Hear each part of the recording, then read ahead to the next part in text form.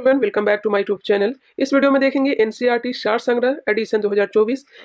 आज इस वीडियो में हम लोग देखेंगे शैव एवं भागवत धर्म महाजनपद को भी कंप्लीट कर लेंगे और महाजनपद में खास करके मौर्य वंश को देखेंगे, मौर्योत्तर काल को देखेंगे, गुप्त काल और गुप्तोत्तर काल को कंप्लीट करने वाले हैं। तो चलिए इसे स्टार्ट करते हैं। सबसे पहले शैव एवं भागवत धर्म। शैव एवं भागवत धर्म। नैनार कौन थे बताएंगे। नैनार कौन थे? तो नैनार जो थे शैव उपासक संत थे। अलवार और नैनार का नाम आपने सुना ही होगा। तो नैनार जो थे शैव उपासक संत थे। मत मयूर से क्या तात्पर्य है? मत मयूर प्राचीन भारत में एक शैव संप्रदाय।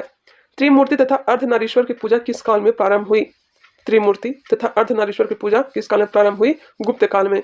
मेगास्थनीज ने भगवान शिव को कौन सी संज्ञा दी थी? मेगास्थनीज ने भगवान शिव को कौन सी संज्ञा दी थी? डायोनीसस की।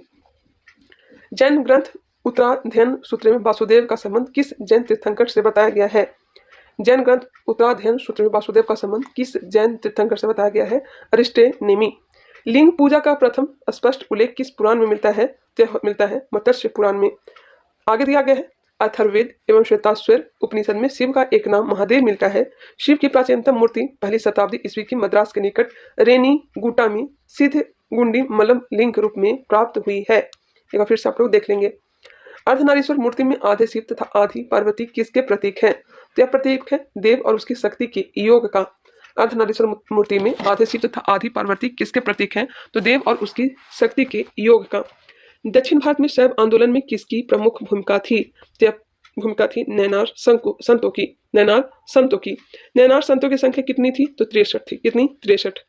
एक संप्रदाय के रूप में शैव धर्म का प्रारंभ किस काल में हुआ? तो सुंग सातवाहन काल में।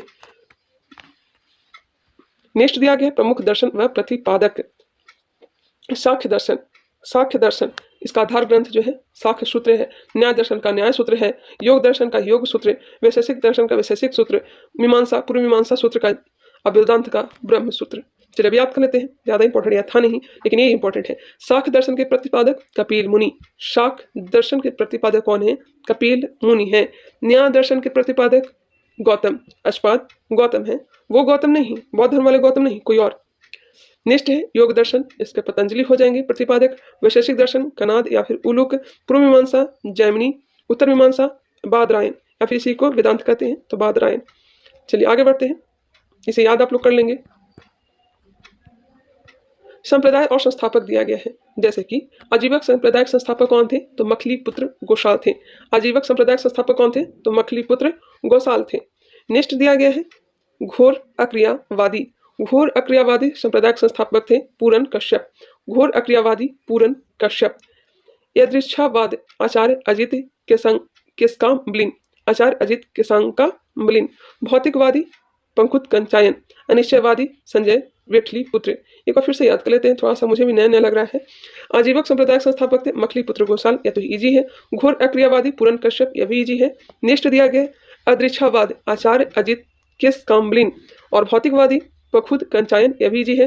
अनिश्चयवादी संजय वेठली पुत्र। चलिए इसे ध्यान दे लेंगे। अब आगे बढ़ते हैं। इसका स्क्रीनशॉट लेना चाहें तो आप लोग स्क्रीनशॉट ले सकते हैं।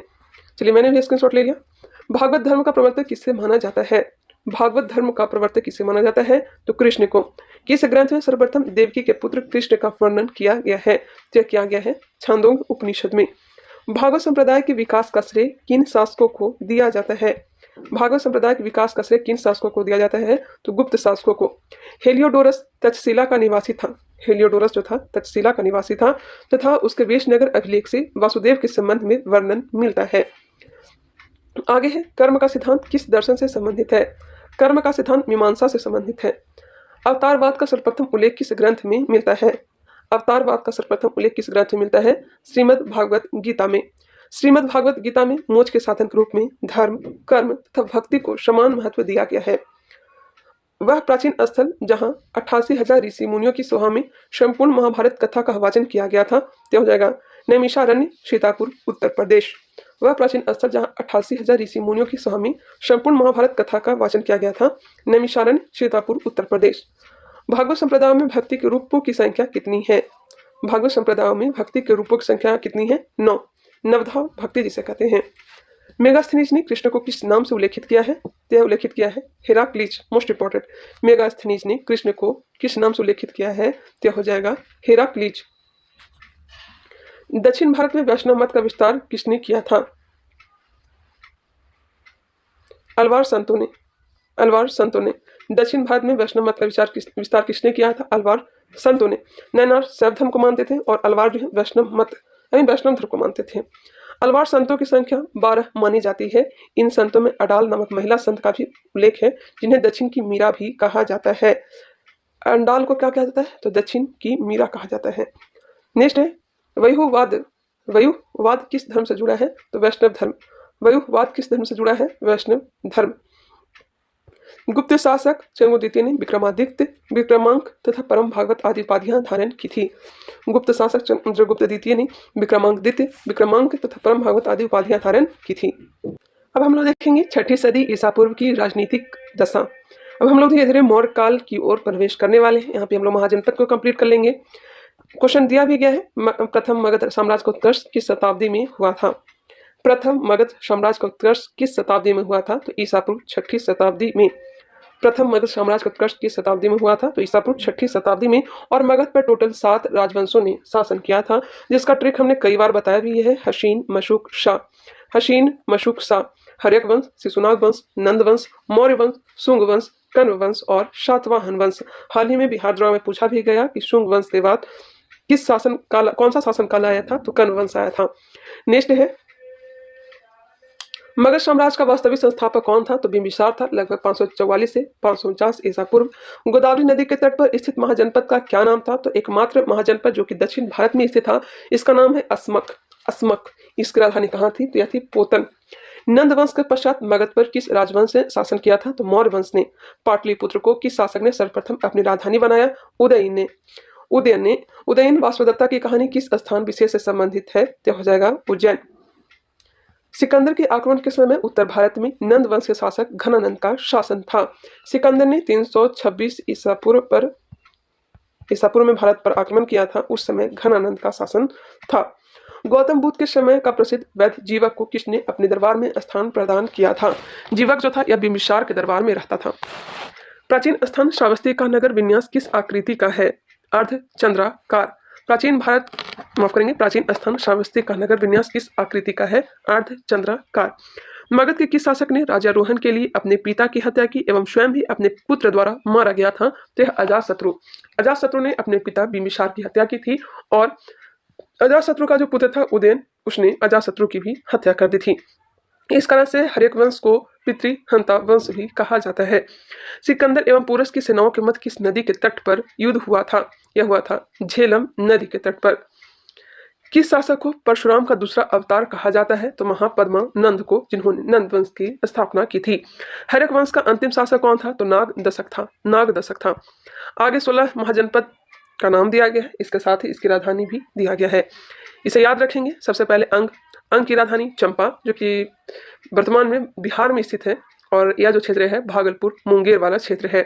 प्राचीन नाम मालनी, जिसका भी वर्तमान में नाम है मुंगेर। मगध की राजधानी ग्रीवरज या राजगिरी। प्रारंभिक राजधानी राजगिरी थी, बाद में इसकी राजधानी वैशाली भी रही और फिर पाटलिपुत्र रही। मल महाजनपद, इसकी राजधानी कुशीनगर, पावापुरी, देवरिया, गोरखपुर। मल महाजनपद की राजधानी कुशीनगर रही, पावापुरी भी रही। पावापुरी कौन सा? तो देवरिया, गोरखपुर। काशी की राजधानी वाराणसी। कौशल की राजधानी श्रावस्ती, अयोध्या, जिसका वर्तमान में नाम अयोध्या है, इसका पहले नाम फैजाबाद था। पांचाल की राजधानी, उत्तरी पांचाल की राजधानी अहिछंद और दक्षिण पांचाल की राजधानी कंपिल्य थी। नेक्स्ट है कुरु की राजधानी थी इंद्रप्रस्थ, वर्तमान में मेरठ, दक्षिण पूर्व हरियाणा वाला क्षेत्र। वज्जी की राजधानी विदेह एवं मिथिला। मत्स्य की राजधानी विराटनगर, जो कि जयपुर में राजस्थान में अवस्थित है। वत्स की राजधानी कौसंबी, इलाहाबाद, बांदा जिला। सुरसेन मथुरा, चेंदी, शक्तिमती। असमा का पोतन या पोटली। अवंती की राजधानी कहाँ थी? तो उत्तरी अवंती का उज्जैन एवं दक्षिणी अवंती की राजधानी महिष्मती थी। गांधार तक्षशिला, जो कि पाकिस्तान में अवस्थित है। कंबोज की राजधानी हाटक, राजपुर, कश्मीर। एक बार फिर से रिकॉल कर लेते हैं फास्ट तरीके से। अंग की राजधानी चंपा, मगध की राजधानी ग्रीवरज, मल की राजधानी कुशीनगर, काशी की राजधानी वाराणसी, कौशल की राजधानी श्रावस्ती, पांचाल, उत्तरी पांचाल का अहिछंद और दक्षिण पांचाल की राजधानी कांपिल्य, कुरु की राजधानी इंद्रप्रस्थ, वज्जी की राजधानी विदेह, मत्स्य का विराटनगर, मत्स्य का विराटनगर, वत्स का कौसंबी, सुरसेन का मथुरा, चेंदी, शक्तिमती, अस्मक, पोतन या पोटली, गांधार, तक्षशिला, कंबोज का हाटक, उत्तरी अवंती की राजधानी उज्जैन और दक्षिण अवंती की राजधानी महिष्मती थी। चलिए आगे बढ़ते हैं। वज्जी तथा मल महाजनपदों में गणतांत्रिक व्यवस्था थी।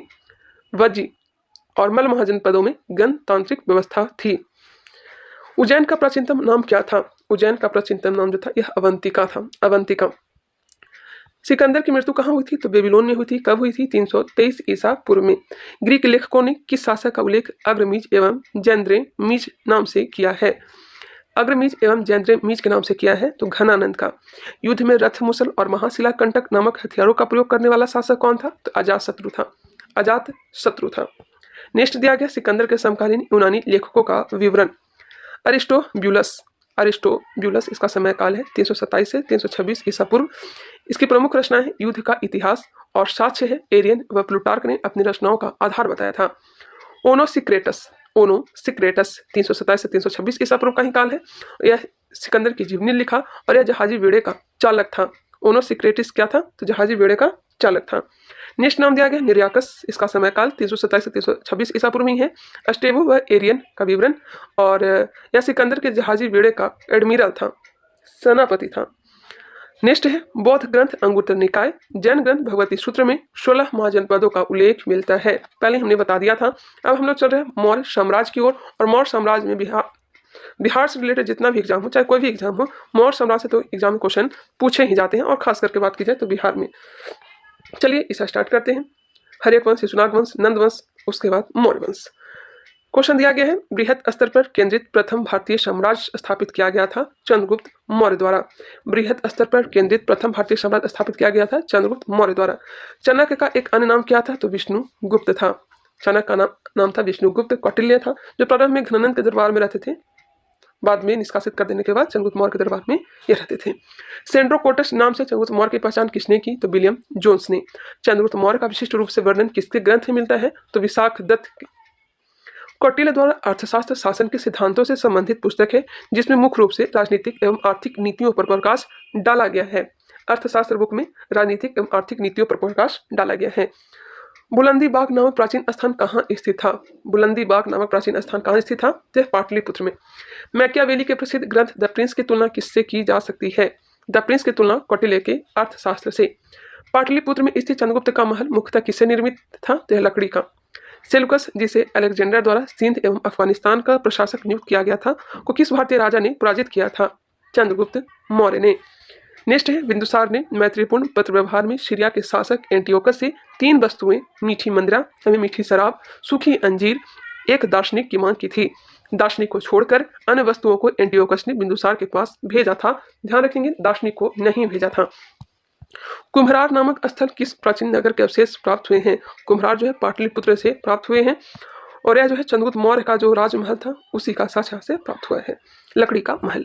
किसने सहिष्णुता, उदारता और करुणा के त्रिभिन्न आधार पर राजधर्म की स्थापना की? सम्राट अशोक ने। सहिष्णुता, उदारता और करुणा के त्रिभिन्न आधार पर राजधर्म की स्थापना की सम्राट अशोक ने।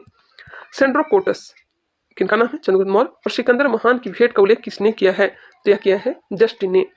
मालवा, गुजरात व महाराष्ट्र को किस शासक ने पहली बार जीता था? मालवा, गुजरात व महाराष्ट्र को किस शासक ने पहली बार जीता था? चंद्रगुप्त मौर्य ने। आगे दिया गया मौर्यकालीन तीर्थ अधिकारी। यहाँ से भी क्वेश्चन पूछे जाने की संभावना रहती है। मौर्य काल में सबसे उच्च स्तर के अधिकारी तीर्थ कहे जाते थे। गौर करेंगे, मौर्य काल में सबसे उच्च स्तर के अधिकारी तीर्थ कहे जाते थे। अर्थशास्त्र के अनुसार इनकी संख्या कितनी थी? 18 थी। तीर्थ की संख्या कितनी थी? 18 थी। चलिए, मंत्री या पुरोहित प्रधानमंत्री तथा प्रमुख धर्माधिकारी होते थे। मंत्री जो होते थे प्रधानमंत्री होते थे और पुरोहित जो होते थे प्रमुख धर्माधिकारी होते थे। युवराज होते थे राजा का उत्तराधिकारी। सन्निधाता राजकीय कोषागार का प्रधान अधिकारी होता था, कोषाध्यक्ष होता था। समाहर्ता कर संग्राहक होता था। समाहर्ता कर संग्राहक या फिर राजस्व विभाग का सर्वोच्च अधिकारी वित्त मंत्री। नेक्स्ट है मंत्री परिषदाध्यक्ष। मंत्री परिषद का अध्यक्ष। प्रदेष्टा हो जाएगा फौजदारी न्यायालय का न्यायाधीश, कमिश्नर। व्यवहारिक दीवानी न्यायालय का प्रमुख न्यायाधीश। व्यवहारिक कौन था? दीवानी न्यायालय का प्रमुख न्यायाधीश। और प्रदेष्टा जो था फौजदारी न्यायालय का न्यायाधीश था। ये दोनों को ध्यान रखेंगे, दोनों में कंफ्यूज नहीं होने का। व्यवहारिक दीवानी न्यायालय का प्रमुख न्यायाधीश और प्रदेष्टा फौजदारी न्यायालय का न्यायाधीश। नेक्स्ट नाम दिया गया नायक। नायक जो होता था सेना का संचालक, नगर रक्षक का अध्यक्ष, सेनापति, सेनाध्यक्ष, सर्वोच्च सैन्य कमांडर, अंतर्वर्षिक सम्राट का अंगरक्षक, सेना का प्रधान अधिकारी। कर्मांतिक, कर्मांतिक उद्योग धंधों एवं कारखानों का प्रधान निरीक्षक या अध्यक्ष। प्रशासता, राजकीय आज्ञाओं को लिपिबद्ध करने तथा राजकोषीय दस्तावेजों को सुरक्षित रखने वाला। प्रशासता क्या था? तो राजकीय आज्ञाओं को लिपिबद्ध करने तथा राजकीय दस्तावेजों को सुरक्षित रखने वाला। दंडपाल कौन था? तो सैन्य सामग्री का प्रबंध करने वाला प्रमुख अधिकारी। दुर्गपाल देश के भीतरी दुर्गों का प्रबंधक था। अंतपाल सीमावर्ती दुर्गों का रक्षक था। आटविक वन विभाग का सर्वोच्च अधिकारी होता था।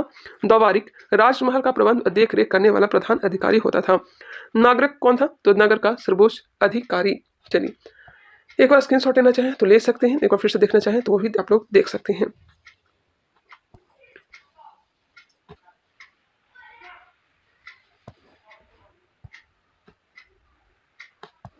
चलिए आगे बढ़ते हैं। मौर्यकालीन अधिकारी पौतवाध्यक्ष का मुख्य कार्य क्या था? तो पौतवाध्यक्ष का काम था माप तौल का। माप तौल का अशोक ने किस बौद्ध साधु से प्रभावित होकर बौद्ध धर्म अपनाया था? तो अपनाया था उपगुप्त। उपगुप्त। गुर्जरा, मास्की, नेटूर एवं उडेगोलम, इन चार अभिलेखों में अशोक का वास्तविक नाम का उल्लेख मिलता है। इन चारों का नाम याद रखेंगे, गुर्जरा, मास्की, नेटूर एवं उडेगोलम। आगे बढ़ते हैं। किस मौर्य दक्कन की विजय शासक ने प्राप्त की थी? किस मौर्य शासक ने दक्कन की विजय प्राप्त की थी? सिंपल सी बात, दक्कन की विजय किस शासक ने प्राप्त की थी? चंद्रगुप्त मौर्य ने। यह किस अभिलेख में से प्रमाणित होता है कि चंद्रगुप्त मौर्य का प्रभाव पश्चिम भारत तक था? तो यह प्राप्त होता है रुद्रदामन के जूनागढ़ अभिलेख से। और कहा गया है कि जूनागढ़ माफ करेंगे गुजरात में एक सुदर्शन झील का निर्माण किसके द्वारा किया गया था? चंद्रगुप्त मौर्य के द्वारा किया गया था। उसी की चर्चा किया गया जूनागढ़ अभिलेख में, जो कि रुद्रदामन का है। चंद्रगुप्त मौर्य अपने जीवन के अंतिम दिनों में श्रवणबेलगोला चले गए। श्रवणबेलगोला कहाँ है? यह कर्नाटक में है। और जहाँ उन्होंने जैन विधि से, उपवास पद्धति जिसे संलेखना विधि से कहते हैं, संलेखना विधि से अपना प्राण को त्याग दिए थे। भद्रबाहु के साथ ही श्रवणबेलगोला चंद्रगुप्त मौर्य चले गए थे और वहाँ संलेखना विधि से उपवास रह करके अन्न जल छोड़ करके मृत्यु को प्राप्त किया था। मगध साम्राज्य में रज्जु किसे कहा गया है? रज्जु किसे कहा गया है? तो मौर्य शासन में भूमि मापक अधिकारी को, मौर्य शासन में भूमि मापक अधिकारी को रज्जु कहा गया है। ब्राह्मी लिपि की प्रथम पहचान किस पर उत्कीर्ण अक्षरों से की गई है? तो पत्थर की पट्टियों पर। सम्राट अशोक का शिलालेख शहबाजगढ़ी से प्राप्त हुआ है। यह स्थान कहाँ स्थित है? तो यह पेशावर पाकिस्तान में। अशोक के शिलालेख में प्रयुक्त भाषा कौन सी है? तो यह प्राकृत है। अशोक के शिलालेख में प्रयुक्त भाषा कौन सी है? तो यह हो जाएगा प्राकृत। आगे बढ़ते हैं। अशोक ने बौद्ध होने के बाद भी हिंदू धर्म में आस्था नहीं छोड़ी, इसका प्रमाण किसमें मिलता है? तो यह मिलता है देव नाम प्रियदर्शी होना। इनका नाम देव नाम प्रियदर्शी होना, देवों का प्यारा उपनाम से। प्राक अशोक ब्राह्मी लिपि का पता किस स्थान से चला है? प्राक अशोक ब्राह्मी लिपि का पता किस स्थान से चला है? तो श्रीलंका स्थित अनुराधापुर से। श्रीलंका स्थित अनुराधापुर से। सारनाथ स्तंभ का निर्माण किसने करवाया था? तो अशोक ने करवाया था। भारतीय उपमहाद्वीप का प्रथम शासक कौन था जिसने अभिलेखों के माध्यम से शासनादेश जारी किया? तो अशोक ने। वह कौन सा स्तंभ है जिसमें अशोक ने स्वयं को मगध का सम्राट बताया है? तो यह बताया भाबरू स्तंभ, जो कि कहाँ है? राजस्थान में। ब्राह्मी लिपि में लिखे अशोक के शिलालेखों का सर्वप्रथम जेम्स प्रिंसेप ने पढ़ने में सफलता प्राप्त की थी। किसने? जेम्स प्रिंसेप ने। अशोक के किस अभिलेख में धम्म महामात्रों की नियुक्ति की सूचना मिलती है? धम्म महामात्रों की नियुक्ति की चर्चा मिलती है 5वें बृहद शिलालेख में। आगे है गुर्जरा लघु शिलालेख कहाँ स्थित है? तो यह मध्य प्रदेश के दतिया जिले में। गुर्जरा लघु शिलालेख कहाँ है? तो यह मध्य प्रदेश के दतिया जिले में। मौर्य काल में भूमिकर, जो कि राज्य की आय का मुख्य स्रोत था, किस अधिकारी द्वारा एकत्रित किया जाता था? भूमिकर यह सीताध्यक्ष के द्वारा। मध्य प्रदेश स्थित सांची के स्तूप का निर्माण किस मौर्य शासक ने करवाया था? तो अशोक ने करवाया था। मौर्य राजवंश के शासकों के सुदूर देशों जैसे सीरिया एवं मिस्र के साथ राजकीय संबंध थे। मौर्य राजवंशों के शासकों के सुदूर देशों जैसे सीरिया एवं मिस्र के साथ राजकीय संबंध थे। उत्तराखंड में सम्राट अशोक के शिलालेखों की एक प्रति किस स्थान से प्राप्त हुई है? तो यह कालसी से। कालसी अभिलेख कहाँ है? तो यह उत्तराखंड में है। प्रसिद्ध यूनानी राजदूत मेगास्थनीज भारत में किसके दरबार में आया था? यह आया था चंद्रगुप्त मौर्य के दरबार में और इसके पुस्तक का नाम है इंडिका। यहाँ पे अधिकारी और विभाग दिया गया, जैसे कि सीताध्यक्ष कृषि विभाग का अध्यक्ष होता था, अकराध्यक्ष खानों का अध्यक्ष होता था, लक्षणाध्यक्ष मुद्रा विभाग का प्रधान होता था, शुल्काध्यक्ष व्यापारिक कर का प्रधान होता था, मुद्राध्यक्ष पासपोर्ट विभाग का अध्यक्ष होता था और संस्था अध्यक्ष व्यापारिक मार्गों का अध्यक्ष होता था। एक बार फिर से रिकॉल कर लेते हैं फास्ट तरीके से। सीताध्यक्ष कृषि विभाग का अध्यक्ष, अग्राध्यक्ष खानों का अध्यक्ष, लक्षणाध्यक्ष मुद्रा विभाग का प्रधान, शुल्काध्यक्ष व्यापारिक कर का प्रधान, मुद्रा राजस्व पासपोर्ट विभाग का अध्यक्ष और संस्था अध्यक्ष व्यापारिक मार्गों का अध्यक्ष होता था। चलिए यहाँ पे रह गया था, इसे भी देख लेते हैं। कुछ अभिलेख दिए गए हैं, इसके खोजकर्ता का नाम दिया गया है। चलिए स्टार्ट करते हैं इसे भी। धौली अभिलेख। धौली अभिलेख के खोजकर्ता है किट्टो। कौन है? किट्टो। खोज कब हुआ था? 1837 में। धौली अभिलेख खोजकर्ता किट्टो। भाबरू शिलालेख, इसके खोजकर्ता है कैप्टन बट। कब? 1837। बराबर व नागार्जुन गुफा की खोज किया था हरिंगटन ने। किसने? हरिंगटन ने। कब? 1785 में। बराबर की गुफा की खोज कब किया गया था? 1785 में। किसके द्वारा? तो हरिंगटन के द्वारा। दिल्ली टोपरा कैप्टन पोलियर के द्वारा 1785 में। दिल्ली मेरठ स्तंभ लेख पेंड्रे डिपेन थेलर ने 1750 में। मानसेहरा, मानसेहरा की खोज करता है कैप्टन ले। कब? 1889। कालसी शिलालेख की खोज करते हैं जॉन फॉरेस्ट। कब? 1860। रुमनदे फेरर 1896। जौगढ़ अभिलेख सर वाल्टर इलियट 1850। गिरनार शिलालेख लेफ्टिनेंट कर्नल टॉड 1822। शहबाजगढ़ी एक फ्रांसीसी अधिकारी 1836। इलाहाबाद स्तंभ लेख टी.एस. बट 1834। मस्की अभिलेख बीडन 1915। नगाली सागर फेरर खोज करता है 1895 में खोज की गई थी। रामपुरवा, रामपुरवा जो है बिहार में, यहाँ से बैल का साक्ष्य प्राप्त हुआ है। कार्लाइल 1872। रामपुरवा में किसका चित्र है? तो बैल का। सारनाथ स्तंभ की खोज करता है ऑरेल स्टाइन। कब खोज किया गया था? 1905 में। एक बार आप लोग यहाँ देख लेंगे, क्योंकि आप लोग को याद तो हुआ नहीं होगा। स्क्रीनशॉट लेना चाहे तो ले सकते हैं। चलिए आगे बढ़ते हैं। मौर्य काल में व्यापारियों के संगठन को शंभुत, समुत्थान और शाम्यावहारी तथा व्यापारियों के नेता को सार्थवाह कहा जाता था। एक बार फिर से। मौर्य काल में व्यापारियों के संगठन को शंभुत, समुत्थान और शाम्यावहारी तथा व्यापारियों के नेता को क्या कहा जाता था? सार्थवाह कहा जाता था। आगे है, गुप्तचर व्यवस्था का प्रथम विस्तृत वर्णन किस ग्रंथ में किया गया है? गुप्तचर व्यवस्था का प्रथम विस्तृत वर्णन जो किया गया है अर्थशास्त्र में। मौर्य काल के किस पुस्तक में जहाज निर्माण व नाविक गतिविधियों का वर्णन है? इंडिका। किसका है? मेगास्थनीज। चंद्र मौर्य अपने अंतिम समय किस धर्म का अनुयायी हो गया था? तो जानते ही होंगे, जैन धर्म। कौन सा स्थान मौर्य काल में शिक्षा का सर्वाधिक प्रसिद्ध केंद्र था? तो मौर्य काल के समय तक्षशिला, जो कि वर्तमान में पाकिस्तान में अवस्थित है।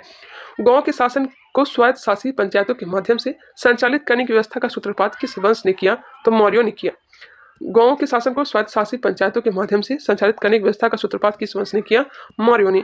मेगास्थनीज ने अपनी पुस्तक इंडिका में भारतीय समाज को 7 श्रेणियों में विभाजित किया है। मोस्ट इंपॉर्टेंट, मेगास्थनीज ने अपनी पुस्तक इंडिका में भारतीय समाज को 7 श्रेणियों में विभाजित किया है। अशोक का समकालीन तुर्मय कहाँ का राजा था? अशोक का समकालीन था तुर्मय। यह राजा था मिस्र का। मिस्र के शासक टॉलमी फिलाडेल्फस के साथ अशोक के राजनयिक संबंध थे, संभवतः इसी को तुर्मय कहा गया है। आगे है, चंद्रगुप्त मौर्य और अशोक दोनों का एक साथ उल्लेख किसके अभिलेख में किया गया है?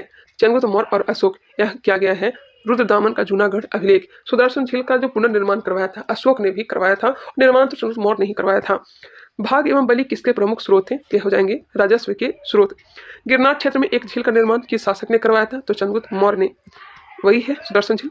कौशाम्बी तथा प्रयाग के स्तंभों में अशोक की रानी कारुवाकी द्वारा दान किए जाने वाले उल्लेख मिलता है। इसे रानी का अभिलेख भी कहा जाता है। रानी का अभिलेख किसे कहते हैं? कौशाम्बी अभिलेख को। कारुवाकी का प्रभाव सर्वाधिक अशोक पर था। नेक्स्ट है, प्राचीन भारत के किस ग्रंथ में पति द्वारा परित्यक्त पत्नी के लिए विवाह विच्छेद की अनुमति दी गई है?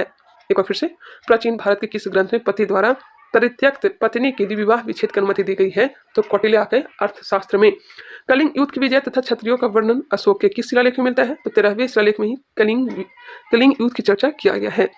अशोक के अभिलेख से किस दक्षिणी राज्य के अतिरिक्त सभी दक्षिणी राज्यों का उल्लेख प्राप्त होता है? सातवाहन।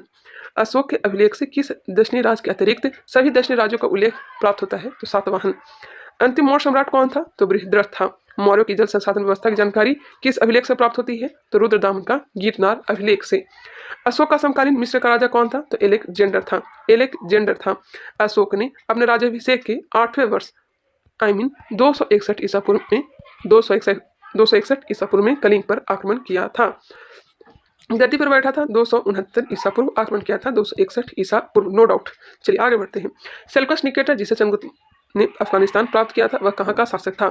सेल्यूकस निकेटर कहाँ का शासक था? तो सीरिया बेबीलोन का। सीरिया और बेबीलोन का। अशोक के पश्चात देवनागरी की उपाधि किसने धारण की थी? तो दशरथ ने। अशोक की उपाधियां देखिएगा उपाधि और स्रोत दिया गया है। अशोक, अशोक वो जो उपाधि यह मास्की लघु शिलालेख में मिलता है। मास्की लघु शिलालेख में अशोक नाम मिलता है। गुजरा लघु शिलालेख में देवनाम प्रियदर्शी अशोक राजा मिलता है। रुद्रदामन का जूनागढ़ अभिलेख अशोक मौर्य मिलता है। बराबर गुहालेख में प्रियदर्शी राजा मिलता है। भबरू बराट लघु शिलालेख में प्रियदर्शी राजा मगध मिलता है। कंधार वृहद शिलालेख दीपवंश महावंश में प्रियदर्शी राजा मिलता है। पुराण में अशोक वर्धन नाम मिला है।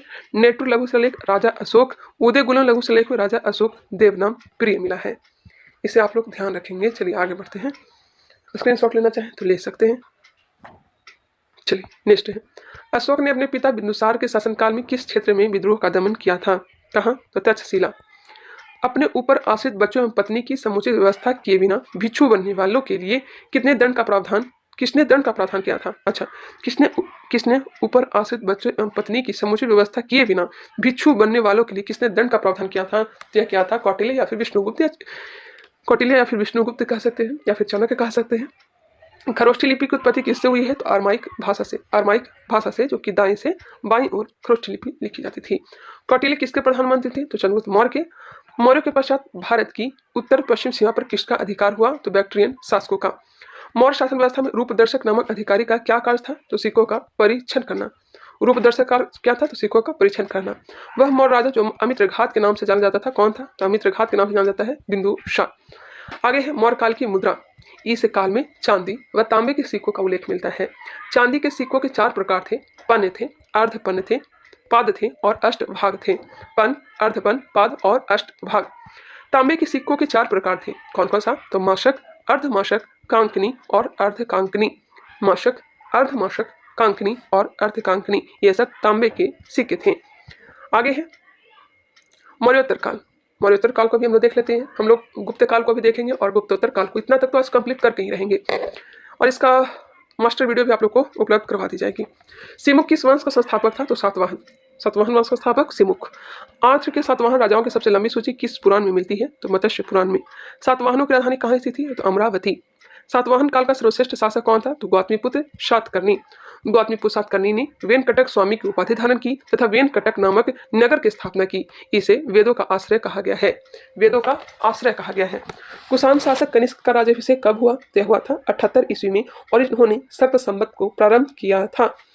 उत्तर तथा उत्तर पश्चिम भारत में सर्वाधिक संख्या में तांबे के सिक्कों को किसने जारी किया था? तांबे के सिक्कों को किसने जारी किया था? कुषाणों ने। विक्रम एवं शक संवत में कितने वर्षों का अंतर होता है? विक्रम संवत एवं शक संवत में अंतर होता है 135 वर्ष का। 135 वर्ष। मौर्यों के बाद दक्षिण भारत में सबसे प्रभावशाली राज कौन सा था? सातवाहन। मौर्यों के बाद दक्षिण भारत में सबसे प्रभावशाली राज कौन सा था? तो सातवाहन। शुंग वंश के बाद किस वंश ने भारत पर राज किया? तो कण्व वंश ने। कनिष्क को किस चीनी जनरल ने पराजित किया था? तो पान चाउ। ये भी हादरा में पूछा गया क्वेश्चन है। किस वंश के साम्राज्य की सीमा भारत के बाहर तक फैली हुई थी? कुषाण वंश। विक्रम संवत कब से प्रारंभ हुआ? 57 ईसा पूर्व से। चलिए आगे है, कलिंग नरेश खारवेल किस वंश से संबंधित था? तो कलिंग नरेश खारवेल चेदी वंश से। प्रथम ईरानी शासक कौन था? तो डेरियस प्रथम था। अफगानिस्तान में स्थित बामियान किस लिए प्रसिद्ध था? तो बुद्ध की विशाल प्रतिमा के लिए। किसके सिक्कों पर मातृदेवी उमा का नाम मिला है? कुषाण शासक। मातृदेवी उमा का नाम मिलता है कुषाण शासक। चतुर्भुजी विष्णु के सिक्के किसने चलाए? हुविस्क। बुद्ध का अंकन किसके सिक्कों पर हुआ? तो कनिष्क। चतुर्भुजी विष्णु के सिक्के चलाए हुविस्क ने। बुद्ध का अंकन किसके सिक्कों पर हुआ है? कनिष्क। यौधेय सिक्कों पर किस देवता का चित्रांकन मिलता है? तो कार्तिकेय का। भारतीय और यूनानी कला शैली के सम्मिश्रण को गांधार शैली के नाम से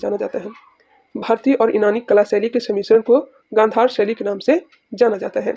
प्राचीन भारत में सर्वप्रथम सोने के सिक्के किसने जारी किए? तो कुषाणों ने ही जारी किए थे। कनिष्क का राजवैद्य कौन था? तो चरक था। अभी क्वेश्चन पूछा भी गया था बिहार में। कनिष्क किस संप्रदाय से संबंधित था? तो महायान बौद्ध संप्रदाय। किस राजवंश ने हत्या करके सत्ता हत्याई और जिसका अंत भी हत्या के द्वारा ही हुआ? तो हो जाएगा शुंग वंश, पुष्यमित्र शुंग, जिसको संस्थापक थे। भारत के यूनानी शासकों में से किसकी स्मृति भारतीय साहित्य ग्रंथों में सर्वाधिक सुरक्षित है? मिनांडर। भारतीयों के लिए महान सिल्क मार्ग किसने आरंभ करवाया? ये किसने? कनिष्क ने। मौर्योत्तरकालीन विदेशी आक्रमणकारी, चलिए ISP के याद रखिएगा एक ट्रिक, ISP के हिंद यवन, ए से हो जाएगा शक, पी से हो जाएगा पहलव और के से हो जाएगा कुषाण। ये क्रम याद रखिएगा, इंडो ग्रीक, शक, पहलव और कुषाण। हिंद यवन जिसे इंडो ग्रीक भी कहते हैं, 190 ईसा पूर्व में भारत आगमन, बैक्ट्रिया अफगानिस्तान का यह मूल निवासी था। सर्वाधिक प्रसिद्ध शासक मिनांडर हुए और राजधानी वर्तमान के सियालकोट में बनाया था।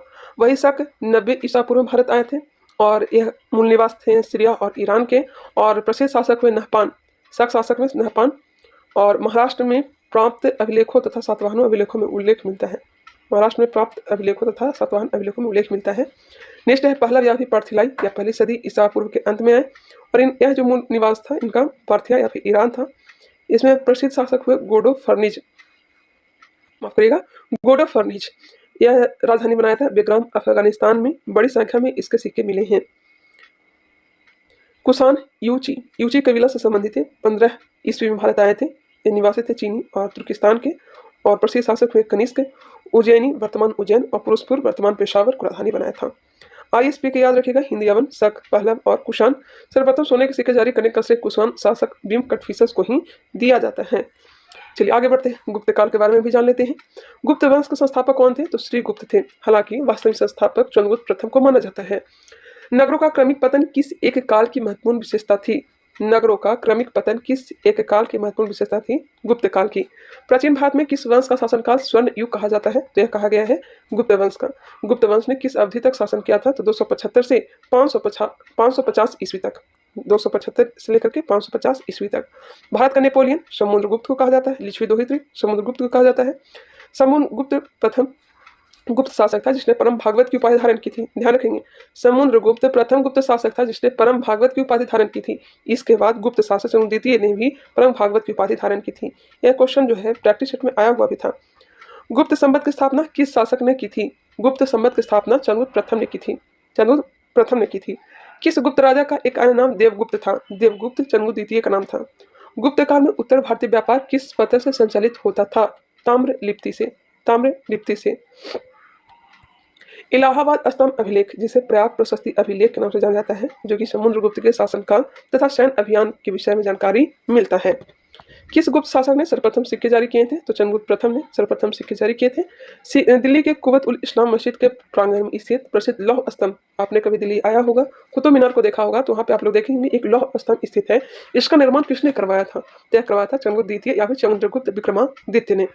अभी तक उसमें जंग नहीं लगा, मैं खुद भी देखी थी, अभी तक जंग वंग नहीं, जैसे तैसे ही स्थित पड़ा हुआ है। किस शासक को शक विजेता कहा जाता है? शकों का विजेता कहा जाता है चंद्रगुप्त द्वितीय, और इसी कारण से चंद्रगुप्त द्वितीय ने विक्रमादित्य की उपाधि भी धारण की थी। शक्रोपम। गुप्त काल में अपनी आयुर्विज्ञान विषयक रचना के लिए कौन प्रसिद्ध था? सुश्रुत। आयुर्विज्ञान विषयक रचना के लिए कौन प्रसिद्ध था? सुश्रुत था। आगे है गुप्तकालीन अधिकारी महासेनापति। अधिकारी का नाम है और विभाग। महासेनापति सेना का सर्वोच्च अधिकारी होता था। रण भांडागारिक सेना की आवश्यकताओं की पूर्ति करने वाला प्रधान अधिकारी होता था। महासंधि विग्राहक युद्ध व शांति का प्रधान होता था। महासंधि विग्राहक। और महाभंडागाराधिकृत राजकीय कोष का प्रधान। महाअश्वपटलिक अभिलेख विभाग का प्रधान। सर्वाध्यक्ष केंद्रीय सचिवालय का प्रधान। महाप्रतिहार राजप्रसाद का मुख्य सुरक्षा अधिकारी। ध्रुवाधिकरण भूमि कर वसूलने वाले विभाग का प्रधान। अग्रहारिक दान विभाग का प्रधान। महाबलाधिकृत सेना का सेनापति। महादंडनायक न्यायाधीश। दंडपाशिक पुलिस विभाग का सर्वोच्च अधिकारी। विनय स्थिति संस्थापक शिक्षा अधिकारी। एक बार इसे स्क्रीनशॉट ले लेंगे, एक बार देखना चाहें तो देख सकते हैं।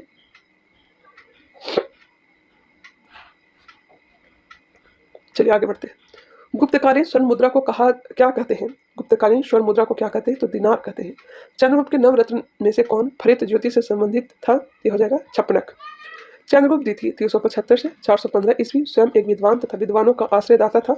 उसके दरबार में 9 विद्वानों का एक समूह नवरत्न निवास करता था। इनमें कालिदास, धन्वंतरी, छपनक, शंकु, विताल भट्ट, अमर सिंह, घटकरपर, ब्राह्ममिहिर तथा वररुचि जैसे विद्वान थे। शक एवं गुप्त संवतों के मध्य कितना अंतर है? तो ये हो जाएगा 242 वर्ष। शक एवं गुप्त संवतों के मध्य कितना अंतर है? 242 वर्ष। ध्यान रखेंगे। गुप्तकालीन रजत मुद्राओं का क्या नाम दिया गया था? तो रूपक। चांदी मुद्रा का नाम था रूपक। सोना का दिनार। कुमार गुप्तकालीन मध्यसौर अभिलेख में किस श्रेणी का उल्लेख किया गया है? तो यह हो जाएगा तंतु वाय।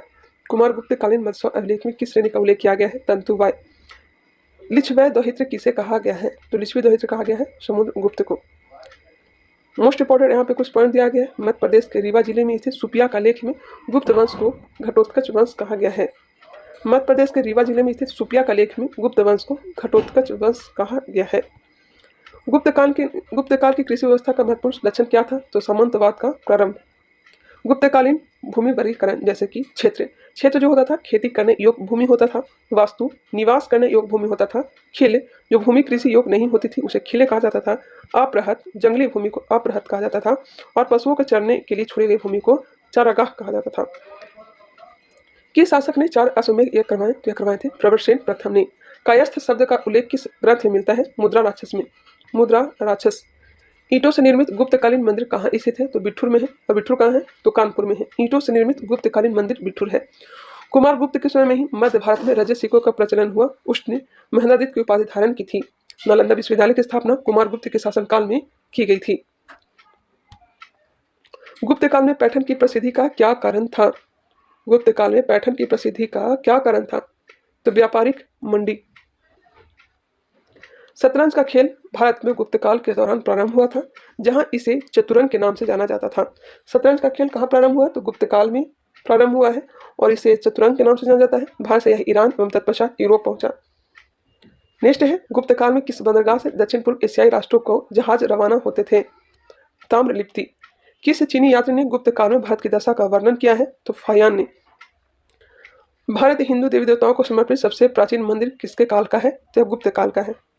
सती प्रथा का प्रथम अभिलेख साक्ष्य एरन से प्राप्त हुआ है, जो कि भानुगुप्त का एरन अभिलेख है। यह अभिलेख 510 ईस्वी का है, जिसमें गोपराज नामक सेनापति की स्त्री के सती होने का उल्लेख मिला है। किसका सती होने का? गोपराज नामक सेनापति की स्त्री के सती होने का उल्लेख मिला है। गुप्त काल में चीन से भारत में किस वस्तु का आयात किया जाता था? यह हो जाएगा रेशमी कपड़े। चीन से भारत में किस वस्तु का आयात किया जाता था? रेशमी कपड़े। गणराज्य के अंत के लिए कौन उत्तरदायी था? गणराज्य के अंत के लिए कौन उत्तरदायी था? समुद्रगुप्त। गुप्त काल का प्रसिद्ध खगोल शास्त्री था आर्यभट्ट। गुप्तकालीन चित्रकला का उत्कृष्टतम रूप मिलता है अजंता में, जो कि महाराष्ट्र में अवस्थित है। विशाख दत्त कृत नाटक देवी चंद्रगुप्तम में उल्लेख मिलता है। चंद्रगुप्त ने अपने बड़े भाई रामगुप्त की हत्या की थी। चलिए ठीक है। किसने स्वर्ण सिक्के में हीन या फिर मिलावट धातु का प्रतिशत सर्वाधिक है? तो हो जाएगा स्कंदगुप्त। स्कंदगुप्त में सोने के सिक्के में मिलावट बहुत ही ज्यादा होने लगे थे। गुप्त काल में लिखित संस्कृत नाटकों में स्त्रियों और शूद्रों के संवाद किस भाषा में है? तो हो जाएगा प्राकृत। गुप्त वंश का अंतिम शासक कौन था? तो हो जाएगा विष्णुगुप्त। चंद्रद्वितीय विक्रमादित्य को किस कारण से सकारी कहा गया? शकों पर विजय के कारण इन्हें सकारी कहा गया। किस अभिलेख में समुद्रगुप्त को लिच्छवी दोहित्र बताया गया है? तो प्रयाग अभिलेख में। हुनों ने स्कंदगुप्त के शासनकाल में आक्रमण किया था। इसमें स्कंदगुप्त ने हुनों पर विजय प्राप्त की। गुप्त काल में श्रेणियों से बड़ी संस्था जिसकी शिल्प श्रेणियां सदस्य थी को क्या कहा जाता था? इसे कहा जाता था निगम कहा जाता था। अग्रहार से क्या तात्पर्य है? अग्रहार ब्राह्मणों को दिया जाने वाला भूदान को अग्रहार कहा जाता था।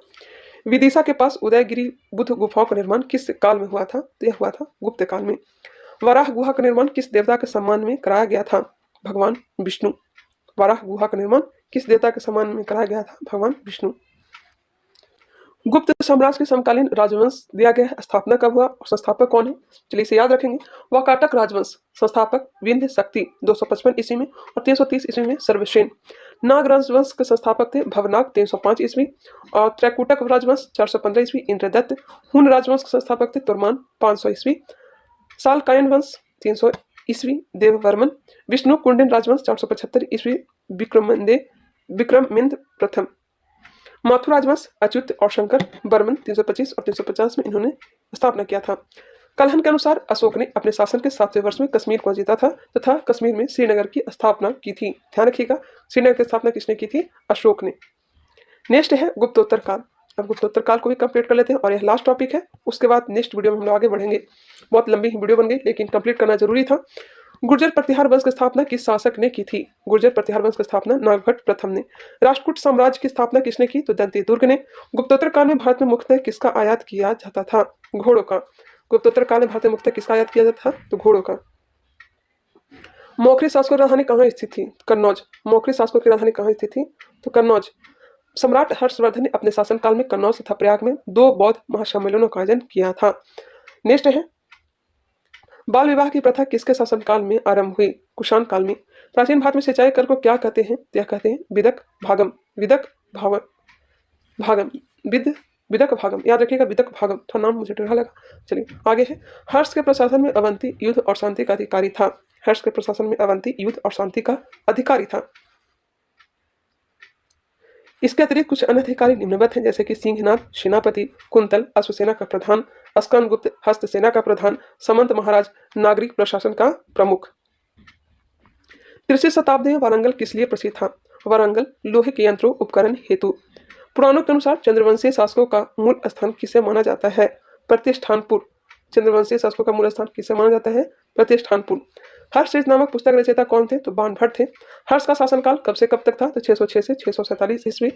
सम्राट हर्ष ने अपनी राजधानी थानेश्वर से कहाँ स्थानांतरित की? तो कन्नौज। कवि बाणभट्ट कहाँ के निवासी थे? तो औरंगाबाद महाराष्ट्र। बाणभट्ट कहाँ के निवासी थे? तो औरंगाबाद महाराष्ट्र के थे। नर्मदा नदी पर सम्राट हर्ष के दक्षिणावर्ती अभियान को पुलकेशिन द्वितीय ने रोका था। इसकी जानकारी पुलकेशिन द्वितीय का ऐहोल अभिलेख से मिलता है। नालंदा विश्वविद्यालय किस राज्य में स्थित है? तो यह बिहार में है। इसका निर्माण कुमारगुप्त प्रथम ने करवाया था।